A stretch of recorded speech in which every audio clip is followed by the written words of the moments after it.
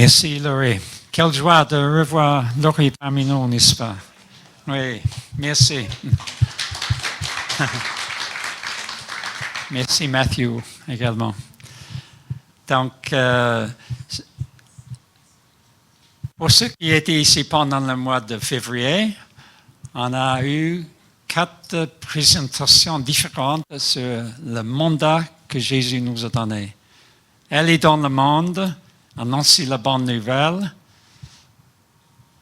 baptiser les disciples que vous allez faire et enseigner-leur dans tout ce que Jésus a écrit. Donc, j'espère que vous êtes motivés vous-même.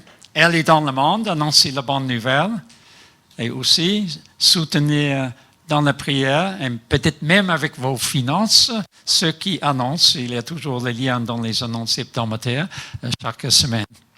Donc, maintenant, nous préparons les dirigeants de l'Église, l'Assemblée générale qui aura lieu en 2 semaines. Et donc, vous pouvez voter pour les anciens, ceux qui tombent à l'échéance pour cette année. Et vous pouvez voter pour les diacres aussi, au moins pour ceux qui tombent à l'échéance, parce que le mandat est 2 années pour les anciens et pour les diacres dans notre Église. Donc, nous avons jugé, ça serait bien de parler des pasteurs, des anciens et des évêques. Donc, c'est le sujet de ce matin, les pasteurs et les anciens. Donc, quand vous voyez ces images, peut-être on peut tirer le rideau jusque pour que... J'aimerais vous demander de réfléchir quand on dit ancien, pasteur, évêque. Quelle est l'image que vous avez dans votre tête? Est-ce que c'est un pasteur, c'est quelqu'un avec la Bible en main? Ah, Mathieu, il aimerait dire quelque chose. OK. En fait, l'image qui est venue, c'est quelqu'un de vieux. Oui, voilà. OK. C'est bien. Avec quels habillements? Comment il est habillé? Est-ce qu'il est habillé comme un évêque dans cette image?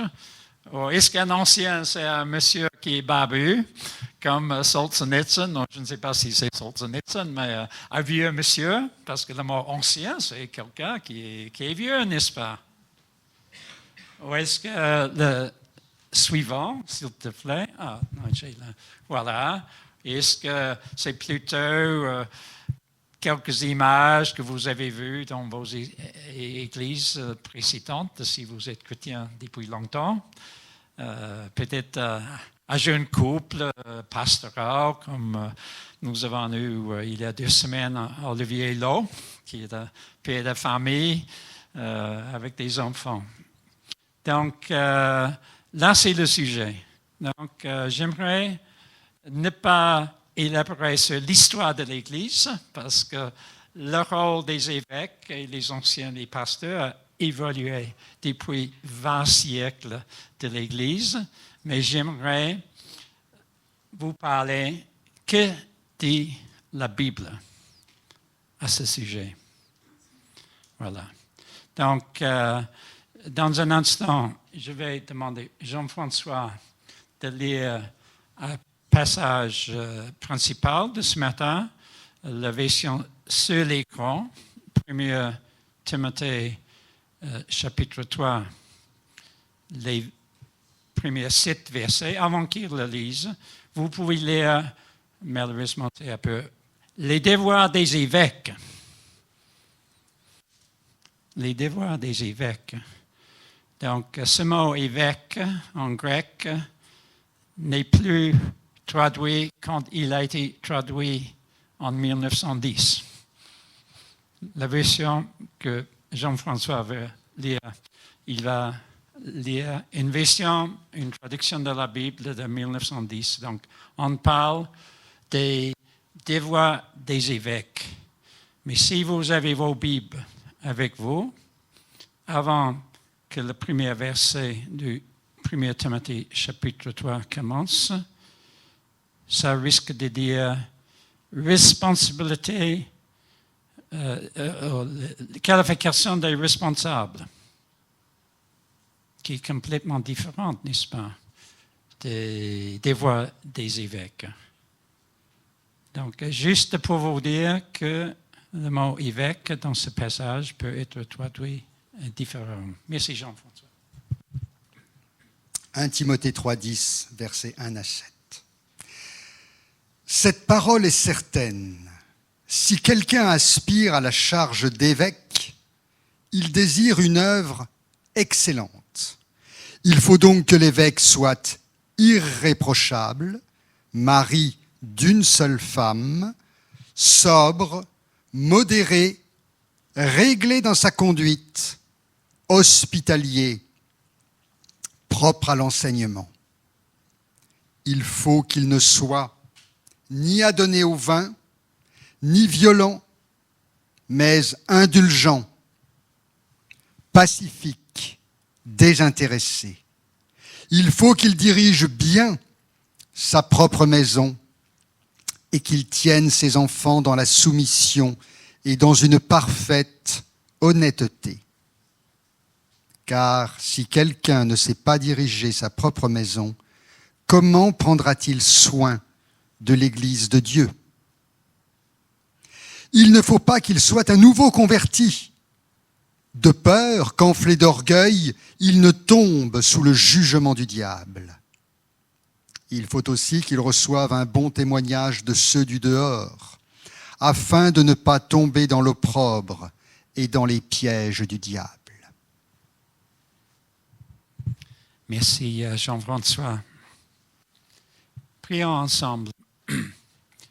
Oui Seigneur, notre mission, que tu es le chef de ton Église, mais sur cette terre, tu as laissé la direction de ton Église dans les mains des hommes qui remplissent des critères assez exigeants. Il faut que les évêques, les anciens, les pasteurs soient irréprochables. Seigneur, c'est une tâche difficile, mais Seigneur, c'est ton choix et notre mission pour cela. Et je prie, Seigneur, que tu nous guides pendant ce message qui élabore ce passage qui vient d'être lu. Merci, Jésus, de nous donner l'écoute nécessaire. Merci, au nom de Jésus, je te prie. Amen. Donc, une première question à poser. Comment les églises du Nouveau Testament, comment ils ont été dirigés? Donc, nous allons parcourir quelques passages bibliques. Donc, déjà, dans l'église de Jérusalem, en Actes chapitre 11, les anciens existaient. Et au chapitre 15 des Actes, il y avait un conseil où il y avait des apôtres et les anciens de cette église. Pendant son voyage missionnaire, l'apôtre Paul, il a désigné des anciens dans les nouvelles églises qu'il a été fondées, ces villes sur l'écran, plus Iconium, que j'ai oublié de mettre sur le diapo. Dans toutes ces villes qui se trouvent en Turquie aujourd'hui, l'apôtre Paul, il a nommé, désigné des anciens dans chaque église. À Éphèse, il est probable que l'apôtre Paul lui-même a nommé les anciens, ce n'est pas écrit, mais il a passé une bonne période de temps en tant que responsable ou fondateur de l'église à Éphèse, également en Turquie aujourd'hui. Et donc il cherchait, avant d'aller à Jérusalem, les anciens de l'église. Donc dans chaque ville, il y avait des anciens, déjà dans le livre des Actes. Il y avait aussi des îles dans une région telle que l'île de Crète. En titre, le premier chapitre, Paul change titre. Il devait établir des anciens dans chaque ville. Est-ce qu'il y a quelqu'un qui est allé à Crète en vacances? Oui, Penny est allée. Je ne sais pas si elle a fait un voyage autour de l'île, mais les villes ne sont pas grandes, n'est-ce pas, dans la Crète. Mais à l'époque, il y avait des églises, et chaque église, titre, avait la charge de nommer des anciens dans chaque ville. Et Jacques, l'auteur d'un livre qui a été adressé aux 12 tribus dispersées, c'est-à-dire aux premiers chrétiens qui étaient peut-être juifs en origine. C'est le livre de Jacques qui a été écrit assez tôt dans l'histoire de l'Église, du Nouveau Testament. Il a encouragé dans le 5e chapitre, si quelqu'un parmi vous est malade, qu'il appelle le pasteur, les anciens, qu'il appelle les anciens. Si quelqu'un parmi vous est malade, qu'il appelle les anciens de l'Église et qu'il prie avec cette personne. Et la prière de la foi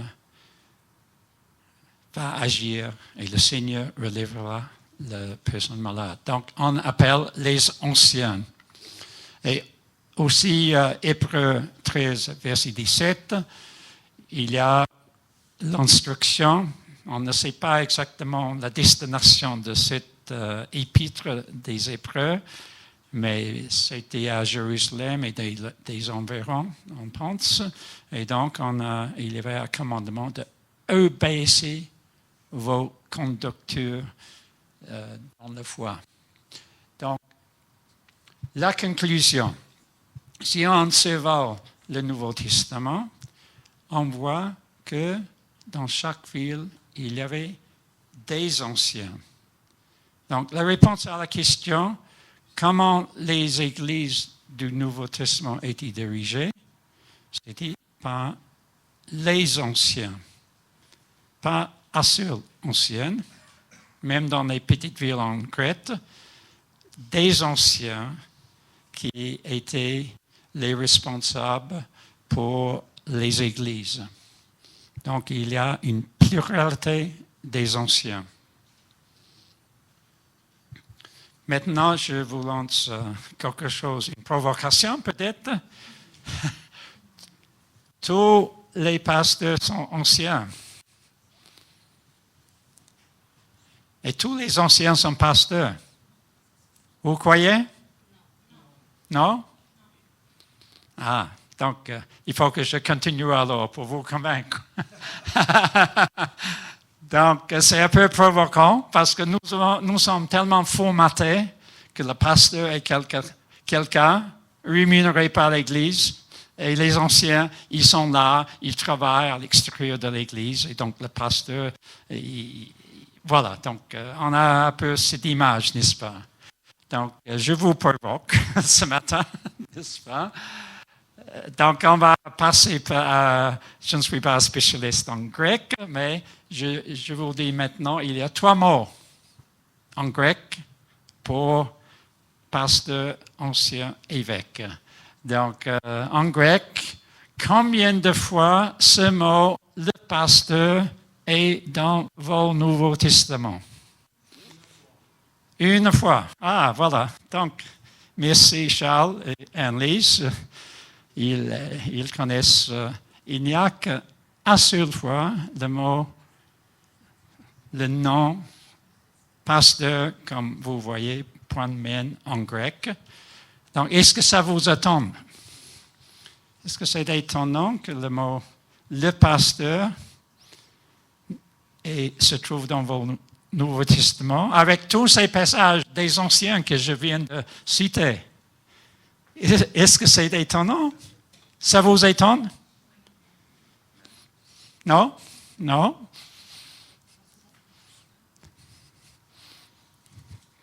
Donc, ce mot, mais quand même, qu'est-ce que ça veut dire, un pasteur? Qui part en montagne, en Ariège, et voir des moutons? Il y a des pasteurs? Peut-être dans le vieux français, au moins en langue italienne, pastore est quelqu'un en montagne avec des moutons. Et le mot pastoral en français, n'est-ce pas, ça vient de cela. Quelqu'un qui prend soin des troupeaux. Un berger. Et c'est vrai que dans le Nouveau Testament, la forme verbe de poimen, je ne connais pas la langue grecque, mais en termes de verbe, on peut voir en... Ah oui, pardon, avant d'avancer. Éphésiens 4, 11, parfois quelques églises disent qu'il y a 5 fonctions dans l'église. C'est le seul verset où il y a ces 5 responsabilités dans l'église. En 1 Corinthiens 12, premièrement, les apôtres. Deuxièmement, les prophètes. Ensuite, des évangélistes, des bergers. Là, c'est une traduction que parfois, ou souvent, peut-être c'est berger, c'est traduit pasteur, des pasteurs et les enseignants. Donc, 5 fonctions dans l'Église, mais en 1 Corinthiens chapitre 12, il n'y a que 3. Donc, je ne sais pas si on peut dire qu'il faut nécessairement qu'il y ait ces 5 fonctions dans une église. Il y a des églises qui croient ça. Mais la forme verbe de berger, ou agir comme berger, s'applique aux anciens. Acte 20, verset 28, les anciens de l'église d'Éphèse devaient paître, c'est-à-dire prendre soin de l'église de Dieu qui se trouvait à Éphèse à l'époque. En 1 Pierre 5, le 2e verset, un message aux anciens. Et là, c'est un verset qui m'a frappé après le départ de notre pasteur Jean-Jacques Schell l'année dernière. Devait prendre soin du troupeau. Moi, en tant qu'ancien, c'est mon rôle et le rôle des autres anciens de cette église est de prendre soin de vous, spirituellement. De jouer un rôle pastoral. Donc, je vous choque, je suis pasteur. Paul, il est pasteur. Laurie, il est pasteur. S'il y aura des nouveaux anciens dans l'avenir de notre Église, ils seront pasteurs également. Ils vont prendre soin de vous. Ah, Charles aimerait intervenir. Charles. Selon les dons qu'ils ont reçus du Seigneur, ils sont pasteurs. Parce que les pasteurs, dans les anciens, par exemple, Pierre est un ancien. Quand il se présente aux églises, il dit « Moi, ancien comme vous », aux autres anciens. L'apôtre Jean dit aussi « Moi, ancien, je suis ancien ». On peut être pasteur, mais le pasteur a un autre don, finalement. On doit tous les anciens doivent veiller sur l'Église et travailler chacun selon le don qu'ils ont reçu. Oui, tout à fait. Le jour de l'AG, il y aura quelqu'un qui va prêcher à ce sujet. les dons, parce que pour compléter les responsabilités, aujourd'hui c'est les anciens, la semaine prochaine les diacres, et en 2 semaines, quelqu'un va prêcher sur les dons. Donc, je suis d'accord avec toi, Charles. Mais moi, je suis d'accord avec Charles parce que les anciens, c'est les anciens. Un pasteur, c'est un pasteur parce qu'un pasteur, il a quand même été appelé par Dieu. Il a un don spécial pour pouvoir être un pasteur. Les anciens, bien sûr, ils participent, chacun a son don, mais pour moi, ce n'est pas la même chose. D'accord, OK. Donc, c'est intéressant. Je vous ai dit, je vous provoque, n'est-ce pas? Donc, c'est bien, on peut en discuter après. Je vous ai choqué peut-être, je suis pasteur, mais je ne suis pas dit, je suis votre pasteur, le seul pasteur de cette église. Peut-être on va passer à recruter un autre ancien, un pasteur rémunéré par l'Église dans l'avenir.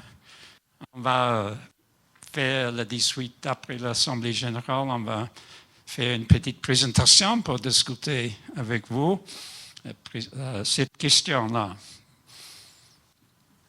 Voilà, donc tous les pasteurs sont anciens, tous les anciens sont évêques. Donc, il y a un appel, Rosemary, c'est vrai. Chacun a un appel. Et Charles, chacun a ses dons. Les pasteurs, ils ont des dons. Les anciens, ils ont des dons. Vous aussi, vous avez tous des dons. Sans exception, si vous êtes disciples de Jésus-Christ, vous avez tous des dons à utiliser pour le bien-être et la croissance de son Église locale.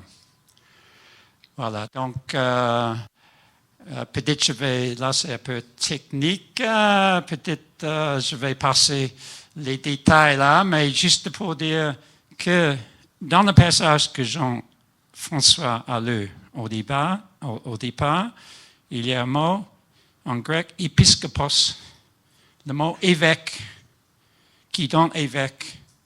Et dans d'autres passages, le mot presbyteros est très utilisé pour le mot traduit en ancien.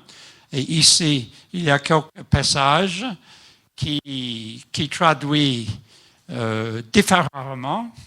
J'ai regardé la version Taube, la traduction économique de la Bible, qui est utilisé par les catholiques et les protestants. Comment eux, ils traduisent ce mot épiscopos?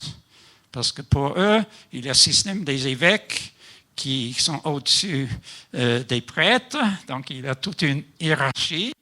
Et est-ce que les évêques, au moins pour la version de la Bible utilisée dans l'Église catholique, est traduit évêque? Non, il est traduit épiscope. Et qui connaît ce mot en français? Épiscope. Ah, Cathy est une experte. Donc, elle est la seule personne dans la salle qui connaît le mot en français, épiscope, qui vient de épiscopos en grec. Et si vous avez une version Taube de la Bible, tu vas voir ce mot. Les protestants, maintenant, ils traduisent le responsable.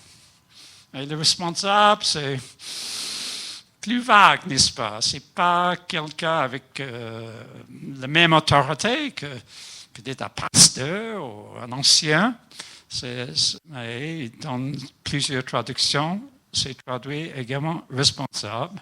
Dirigeant, ils n'osent pas utiliser ce mot parce que peut-être ça va écraser l'Église à dirigeant. Voilà. Mais tout ça pour dire que les mots en grec pour ancien et évêque sont un peu changés. Ils sont interchangeables. Peut-être c'est plus important, quelles sont les fonctions des anciens, parce que les fonctions d'un pasteur, ce n'est pas spécifié dans la Bible en tant qu'elle. Mais les anciens, il y a une spécification de plusieurs fonctions dans plusieurs versets. D'abord, si on revient sur 1 Pierre chapitre 5, le rôle d'être un berger, de prendre soin du troupeau, peut-être c'est le numéro 1. C'est le numéro 1 ici, mais la plus importante.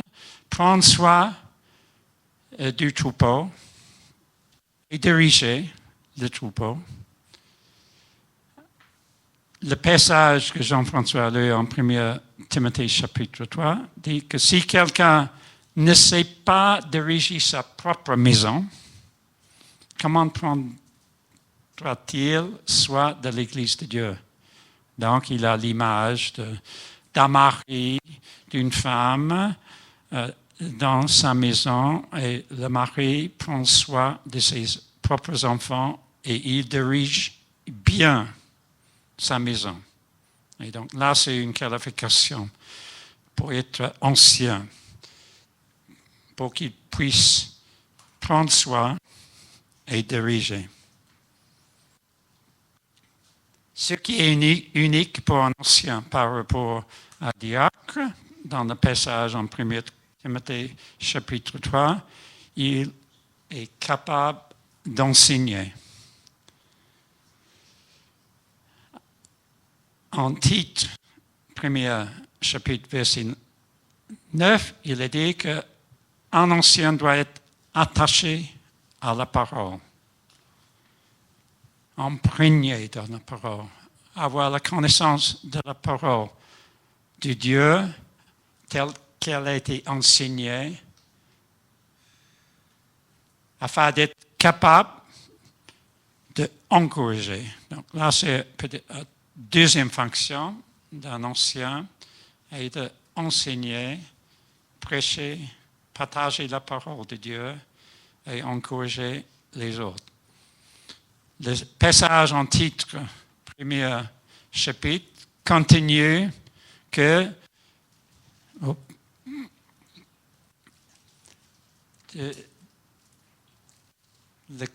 il doit être capable d'encourager et aussi de réfuter les contradicteurs. Dans une église, il y a des personnes qui réfutent, qui discutent, qui divisent même sur des points de la saine doctrine. Et les anciens doivent assurer que la doctrine saine soit maintenue dans l'Église. Donc, il faut protéger l'Église des erreurs. Et parfois, il y a des disputes dans les églises. Là, ce n'est pas une tâche facile. Et même dans l'église en Angleterre, l'église anglicaine est complètement divisée. Maintenant, c'est une question de doctrine. Je ne l'élabore pas, ce n'est pas une édification de ce que se passe dans l'église anglicaine en Angleterre. Donc, je passe au quatrième rôle. Et prier. Le passage en Jacques. Si quelqu'un parmi vous est malade, qu'il appelle les anciens pour prier. Donc là, c'est une quatrième fonction. Prier. Donc, n'hésitez pas, si vous êtes malade, de demander les anciens, de vous appliquer avec de l'huile. Ce n'est pas l'huile qui guérit, c'est le Seigneur qui relève une personne malade. Et pour nous qui sommes anciens, il faut que nous rappelons que nous sommes sous l'autorité d'un souverain berger, Jésus-Christ. 1 Pierre chapitre 5 dit, lorsque le souverain berger apparaîtra, vous obtiendrez la couronne incorruptible de la gloire. Donc, dans ce passage en 1 Pierre, qui veut que les anciens prennent soin du troupeau, il termine la section en quelque sorte. N'oubliez pas que vous êtes sous l'autorité de, en grec, c'est archi, ancien. Ça n'existe pas en français, archi, ancien, mais c'est traduit souverain berger. Et c'est Jésus-Christ qui est notre souverain berger, qui nous dirige, les anciens de votre Église ici à Épée. Donc, les anciens, les qualités, la barre est très haute, n'est-ce pas? Pour être ancien, quand je suis devenu ancien il y a quelques années, j'ai lu ces passages, il faut qu'un ancien soit irréprochable. Et moi, je me suis dit, tout le monde est irréprochable, n'est-ce pas? On peut m'examiner, mon épouse qui me connaît le mieux. Donc, est-ce que je suis 100% irréprochable, Annie? Non. Est-ce que, Emmeline, est-ce que votre mari? Donc, là, c'est être irréprochable. Ça ne veut pas dire qu'il est parfait, parce que nous ne sommes pas parfaits, mais un ancien, il y a beaucoup d'autres qualités. Voilà, donc on arrive en titre, premier livre, chapitre de titre. L'ancien doit être fidèle à leur femme. Parfois, c'est traduit être... parfois, c'est... oui, il y a même des personnes qui traduisent ça marié qu'une seule fois. Donc, il y a certaines églises qui éliminent les personnes divorcées, mais je ne pense pas que c'est la traduction, parce que le mot marié n'existe pas en grec. Et puis, oui, Charles a quelques observations. Fidèle à le mari, on n'exclut pas, par exemple, le pasteur par intérim à Tic était veuve. Sa première femme est décédée. Et il paraît qu'il a retourné aux États-Unis pour remarier. Donc, il sera pasteur, marié 2 fois. Donc, j'anticipe peut-être l'observation de Charles. Passage, Moïse. Moïse avait renvoyé sa femme et il avait épousé une autre femme, une Éthiopienne, et la Malécite, il avait renvoyé parce que, bon, sans doute qu'elle faisait barrage spirituellement à son mari. Et Jéthro, le père de cette femme, était venu, je te ramène ta femme et tes enfants. Ça veut dire qu'ils avaient renvoyé, il avait pris une autre femme. Et Marie, la sœur de Moïse, a reproché à Moïse d'avoir pris une autre femme. Et qu'est-ce qui lui est arrivé à cette femme, à Marie? Le Seigneur l'a frappée. Le Seigneur l'a frappée par la lèpre. Donc, on peut prendre l'exemple sur Moïse. Moïse a été marié 2 fois. Voilà. OK. Donc, fidèle à le mari ou amarré d'une femme, une seule femme. Voilà, donc, mais peut-être à part la situation de mariage d'anciens, parce que célibataire, ou non, une personne divorcée peut être un ancien de cette église. Mais c'est parce que nous pensons que c'est cohérent avec ces passages. Et la partie peut-être plus importante, c'est ce qui suit. Les qualités peut-être liées avec irréprochable. Donc, il y a une liste en rouge, quelques mots en rouge, que l'ancien ne doit être arrogant, colérique, buveur d'alcool, c'est implicite. Violent, souvent avec la bouche, plus que physiquement. Attiré par le gain. Donc là, c'est une liste négative. Il faut être attentif pour les anciens.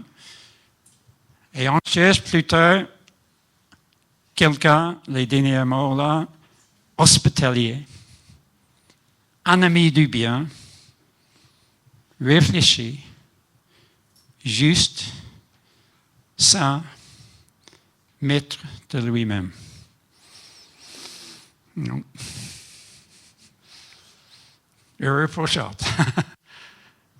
Donc, mais comme je vous ai dit tout à l'heure, tous les pasteurs sont anciens. Donc, on va, à jour, si on recrute un pasteur, on va poser quelques questions au pasteur. Donc, j'ai tiré ce diapo et le suivant d'une église à Toulouse qui est en train de chercher nommer pasteur. Notre église épète qui cherche un pasteur, qui a un processus pour poser des questions aux candidats, pasteurs. Ils ont tiré la liste ici, par exemple, la vie personnelle et spirituelle d'un pasteur et aussi pour un ancien, marié d'une seule fois, réglé dans sa conduite, intimité avec Dieu. Beaucoup de ces critères, soit pour la vie personnelle et spirituelle, soit pour la position doctrinale, soit pour l'enseignement et l'évangélisation, soit pour jouer le rôle d'un pasteur, soit pour être un leader, parmi d'autres. Parce que moi, je tiens, il y a des leaders, comme à notre église à l'actuel, il y a chef de file pour chaque responsabilité dans notre église à l'heure actuelle. Leur est responsable pour la prière, pour le rôle pastoral, c'est moi. Donc, il y a des responsabilités pastorales qui ont été partagées dans l'équipe des anciens à l'heure actuelle. Si un jour il y aura un nouveau pasteur qui remplit tous ces qui passent avec, disons, il sera irréprochable sur la vie spirituelle, personnelle et spirituelle, le doctrinal, enseignement et évangélisation, les critères pastoraux qui correspondent avec les passages que nous avons lus, et leader. Donc, un pasteur va rejoindre l'équipe des anciens. D'après nos statuts, le pasteur est un ancien parmi les anciens. Donc, c'est vrai que le pasteur de notre église, les pasteurs précédents étaient anciens parmi les anciens. Est-ce que tu peux revenir à la précédente une seconde? Oui. Donc là, mais je m'excuse, je ne sais pas comment.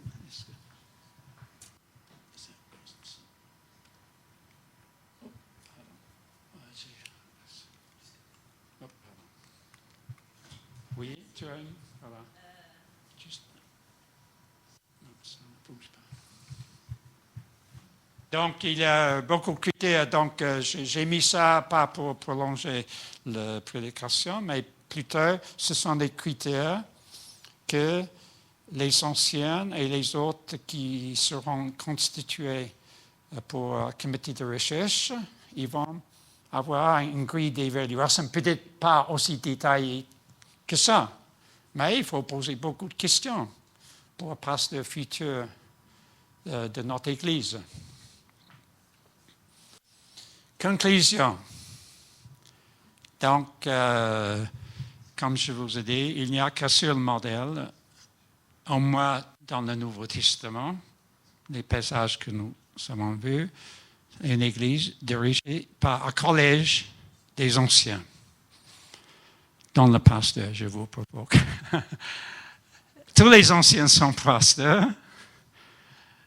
Tous les anciens sont évêques, dans le sens original du terme évêque. On a identifié 4 fonctions. J'ai mis en parenthèse peut-être 5 parce que c'est un leader ou diriger, c'est séparé du rôle du berger. On peut avoir 5. Mais le rôle du berger, peut-être c'est le plus important.